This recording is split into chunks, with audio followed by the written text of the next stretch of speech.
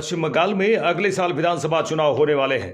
पश्चिम बंगाल में क्या राष्ट्रपति शासन लगाए जाने की संभावना है?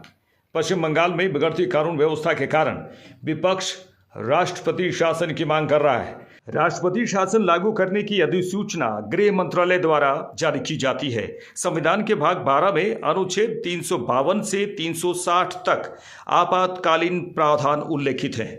ये प्रावधान केंद्र को किसी भी सामान्य स्थिति में प्रभावी रूप से निपटने के लिए देश की संप्रभुता, एकता, अखंडता, लोकतांत्रिक राजनीतिक व्यवस्था और संविधान की सुरक्षा करने के लिए केंद्र को सक्षम बनाते हैं।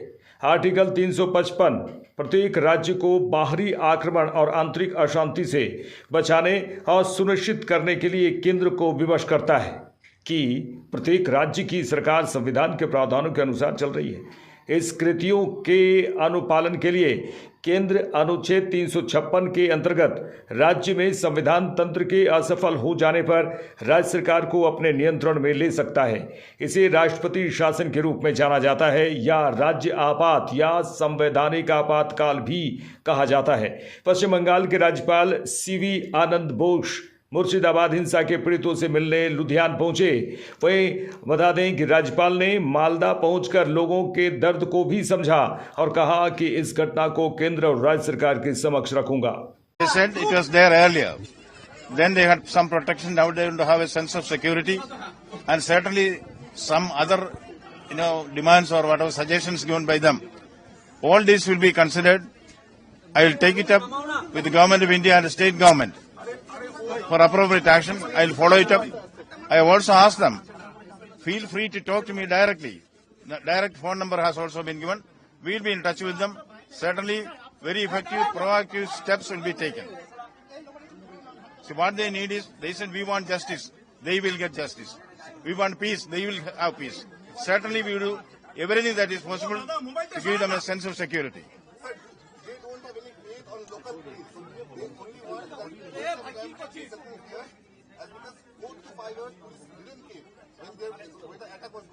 See, all their complaints I have listened to.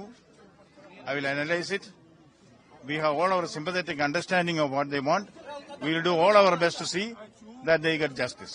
Sir, you went to Malda, you went to Murshidabad. What is your assumption about this whole violence and how you see it and what you think that has Larger issues we will address separately.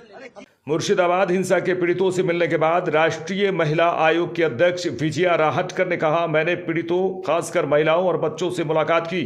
उनके साथ अत्याचार और अन्याय हुआ है। मैं उन्हें यह बताने आई हूं कि हम सब उनके साथ हैं और वे अकेले नहीं हैं। उन्होंने यह भी कहा कि पुलिस ने उनकी मदद नहीं की। इस दौरे के बाद एक विस्तृत रिपोर्ट आएगी। हमें सैकड़ों शिकायतें मिली। अभी तो जिस क्षेत्र में मैं गई थी, लगभग मैं हर जगह पे मैं गई हूँ।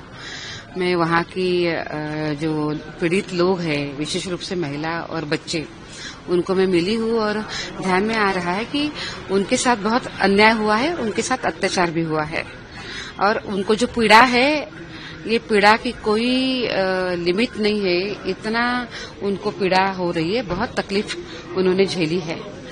मैं जो यहाँ पे आई हूँ वो उनको धैर्य देने के लिए आई हूँ, उनको विश्वास देने के लिए आई हूँ और वो अकेले नहीं है, उनके साथ हम सभी हैं। ये विश्वास उनको मैं देने के लिए मैं यहाँ पे आई हूँ। तो मुझे लगता है कि इसको हमने बरकरार रखना चाहिए, उनके साथ लगातार बात और उनको धैर्य भी देना चाहिए। पुलिस एक्शन के बारे में क्या क्या सुने आपने?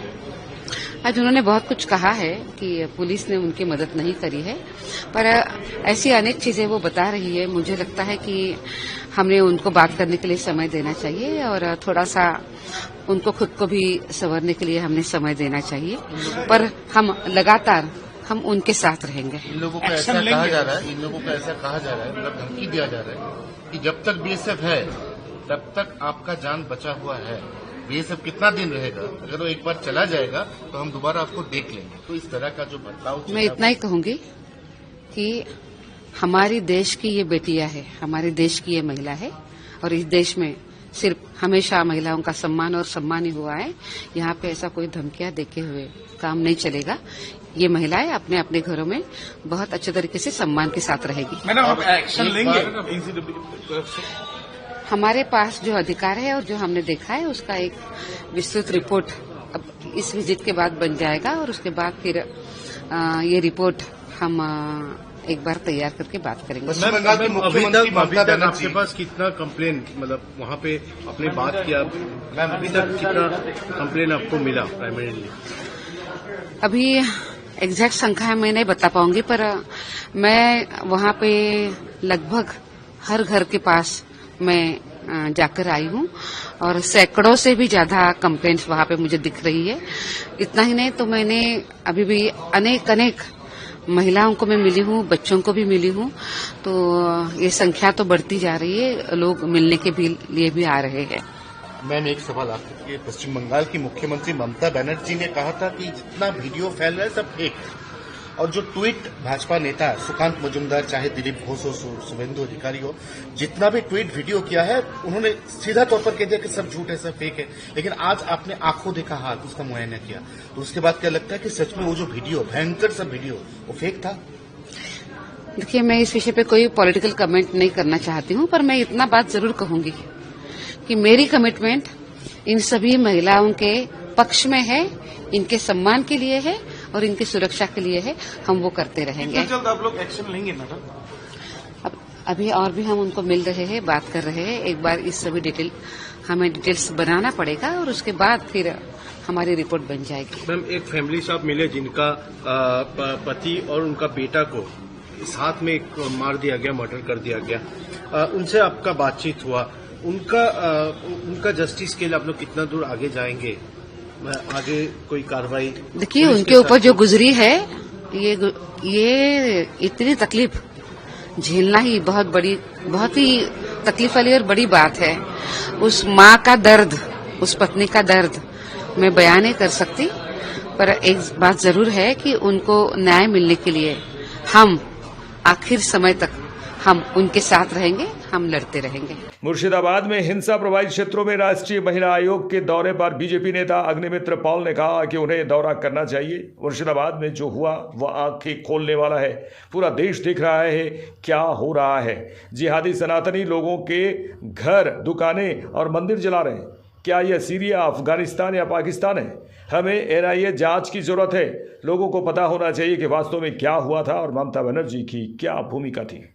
जाना तो चाहिए, क्योंकि आज जो मुर्शिदाबाद में जो घटना घटा है, इट्स एन आई ओपनर। हम लोग पश्चिम बंगाल के आम पब्लिक तो बार बार बोल रहे हैं कि क्या हो रहा है पश्चिम बंगाल में। सारा भारत देख रहे हैं कि क्या अवस्था है। आज महिला, हिंदू सनातनी महिला, पुरुष, बच्चे को आज जिहादी लोग जिस तरह से घर जला दिया गया, चाय का दुकान, डिपार्टमेंटल स्टोर जला दिया गया, मंदिर जला दिया गया, और महिला लोग रोते रोते बोल रहे, जिहादी लोग आके बोल रहे, आपको आपका इज्जत हमको दे दो, हम आपका पिताजी, आपका भाई, आपका स्वामी, हस्बैंड, उसको छोड़ देंगे, आपका इज्जत मुझे दे दो। ये कहाँ है हम लोग? Is it Syria? Is it Afghanistan? Is it Pakistan? कहाँ है हम लोग? लगता नहीं कि ये पश्चिम बंगाल है, ये भारत में है। तो आज जाना चाहिए। और National Commission for Women Shrimati Vijaya Rahatkar ji आए हैं, राज्यपाल गए हैं, देखे। और हम लोग को एनआईए इन्वेस्टिगेशन चाहिए। हाँ, आज हाईकोर्ट ने एक सीट गठन करने के लिए बोले हैं, वो रिपोर्ट देंगे, लेकिन असली में क्या हुआ है और ममता बनर्जी का क्या रोल था, ये जरूर से आम पब्लिक को पता होना है। क्योंकि ममता बनर्जी एक साइड बोलेंगे कि ये भाजपा ने किया है, ये बीएसएफ ने किया है, और जब अदालत में जाके जब उनका आईनजीबी बात करेंगे तब बीएसएफ का अगेंस्ट में एक बात भी नहीं बोलेंगे। वहीं पश्चिम बंगाल के हालात को देखते हुए अभिनेता मिथुन चक्रवर्ती ने कहा है कि केंद्रीय गृह मंत्री से आग्रह किया हूं कि बंगाल में राष्ट्रपति शासन के अंदर ही चुनाव कराए जाएं और जल्द से जल्द राष्ट्रपति शासन लगाया जाए। ऐसा चलता जाएगा तो जरूर, यकीनन, और जितनी जल्दी हो सके। और अगर ये नहीं होता है तो मैंने भी बहुत बार रिक्वेस्ट किया है होम मिनिस्टर से, अभी भी कर रहा हूँ, आपके थ्रू रिक्वेस्ट कर रहा हूँ, एटलीस्ट इलेक्शन जो है, इलेक्शन से 2 महीने आप मिलिट्री के अंडर रखिए, तो फेयर इलेक्शन होगा। फिर जो होगा होगा, जीते जो जीते। लेकिन जिस दिन इलेक्शन कमीशन ने डेट अनाउंस किया उस दिन से लेकर इलेक्शन का रिजल्ट आउट होने के बाद 1 महीना और, क्योंकि इनके बाद अगर वो जीते तो और वही कत्लेआम होने वाला है, सब कुछ ध्वंस होने वाला है, सब कुछ वही होने वाला है। तो वहां तक रह के यहाँ तक करने को मैं अनुरोध करता हूँ कि मतलब हमारे होम मिनिस्टर। अब देखने वाली बात यह होगी कि क्या अगले साल पश्चिम बंगाल में जो चुनाव होने वाले हैं, तो क्या पश्चिम बंगाल में राष्ट्रपति शासन के तहत ही विधानसभा चुनाव होंगे? क्या पश्चिम बंगाल में 2026 में तख्ता पलट होगा? कयासों और आरोप प्रत्यारोप के दौर जारी है। लाइव इंडिया के लिए डेस्क की रिपोर्ट।